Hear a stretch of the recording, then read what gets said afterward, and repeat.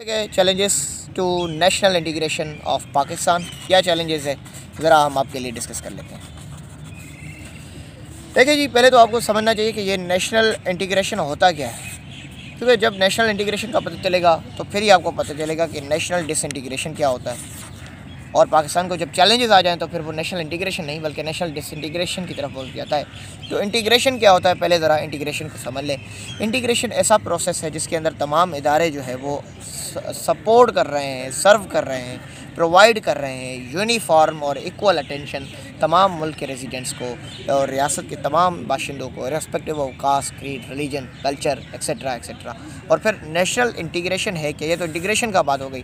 तो S.N. पांडा साहब कहते हैं कि जो नेशनल इंटीग्रेशन है वो बेसिकली एक साइकोलॉजिकल प्रोसेस है, यानी एक ऐसी फीलिंग जिसमें आप अपने आप को फील करते हैं कि हम सब एक हैं और हम सब तमाम वो नैरो टेंडेंसीज से ऊपर हैं जो कि हमको यकसानियत और अलहदगी की तरफ लेकर जाती है। तो सब एक होना, सबके अंदर हुब्बुल वतनी का कॉन्सेप्ट होना और फिर मुल्क की तरक्की के लिए कॉन्सेप्ट लेकर आना। और अगर हम बात करें इसका एग्जांपल, तो पाकिस्तान की जो बुनियाद थी वो एक सबसे बड़ी एग्जांपल है शेयर सेक्रीफाइस कि पाकिस्तान जो है वो एक इंटीग्रेशन की बेसिस पे बना।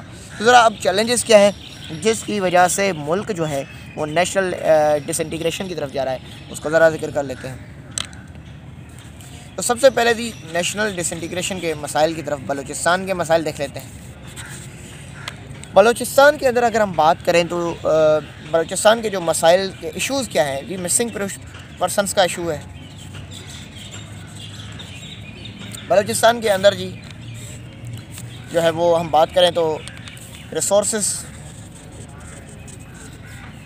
यूटिलाइजेशन का इशू है, राइट्स ऑन रिसोर्सेज का इशू है, पब्लिक सेक्टर डेवलपमेंट प्रोजेक्ट्स ना होने का इशू है, ठीक है। उसके बाद जो है जी डेवलपमेंट इंफ्रास्ट्रक्चर, और फिर इसके अंदर हम फॉरेन हैंड्स भी देखते हैं कि इंडिया जैसे रहा और ये सारे अवेलेबल हैं वहाँ पर। और फिर माइनॉरिटी की परसिक्यूशन नॉन स्टेट एक्टर्स की तरफ से, अदारा किलिंग, ठीक है। और फिर रेवोल्यूशनरी फोर्सेस जो इन सब इश्यूज़ को हाईलाइट करती है, इन सब इश्यूज़ को एक लेकर आती है, अप्रोच करती है कि भाई ये मसाइल की वजह से हम पर जुल्म सितम हो रहा है और इसलिए हमें जो है सेपरेशन की तरफ लेकर जाना है। तो ये जी बलूचिस्तान के मसाइल हैं। अब ज़रा से सिंध का और जो साउथ पंजाब की बात कर लें। सिंध जी अगर हम बात करें तो सिंध और साउदर्न पंजाब जो है वो कहता है कि हमें अब रिसोर्सेज में से वफाक जो है वो फेडरल फेयर शेयर नहीं देती।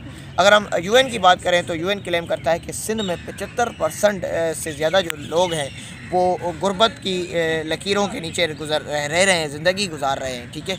एब्जेक्ट पॉवर्टी है in the rural areas of Sindh.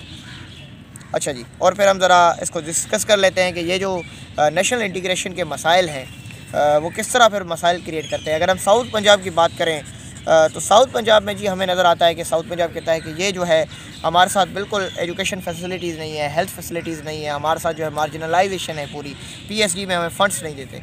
Major reasons क्या हैं? देखिए, रीज़न तो बहुत सारे हो सकते हैं। पहले तो आपकी जो इंस्टीट्यूशंस हैं उनकी जो पॉलिसीज़ हैं वो बिल्कुल ही जो है मतलब नैरो माइंडेड अप्रोच है। वो कोई ब्रिंकमैनशिप पॉलिसी अडॉप्ट की गई थी पावर एलीट्स की तरफ से, ताकि वो जो है फ्रस्ट्रेटेड मासेस को फॉर द टाइम बीइंग जो है वो रिज़ॉल्व कर सकें।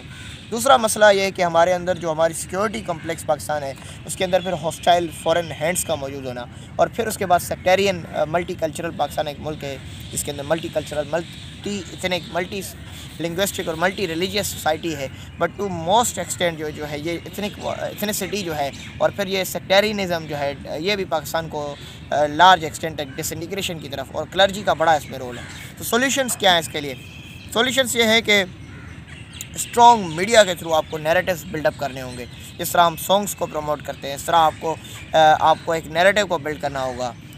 Nation integration, nation prosperity, Islamic teachers को आप करेक्टली वे में प्रमोट करें। स्ट्रिक्ट लाज हों जो रिलीजियसली वायलेशन कर रहे हैं या वो एक्सट्रीमिज़म को फैला रहे हैं। उसके अलावा आपको आइडियोलॉजिकल अप्रोच जो है वो को प्रॉस्पर करना होगा। जो उलेमाज़ हैं, स्कॉलर्स हैं, उनको ट्रू टीचिंग ऑफ रिलीजन और फिर उनको यूनिटी ऑफ द कंट्री की बात करनी होगी, ठीक है।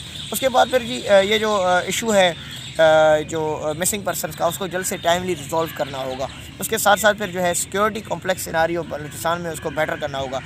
सीपेक के बेटर शेयर्स देने पड़ेंगे और पीएसडी सेक्टर में काम करना होगा, रूरल एरिया सिंध के भी बलूचिस्तान के भी, और फिर जो है सीपेक के थ्रू जो है आप साउथ पंजाब को भी डेवलप करें। तो ये इस तरह हो सकता है कि आपका जो है कंट्री वो बेटरमेंट की तरफ जाए।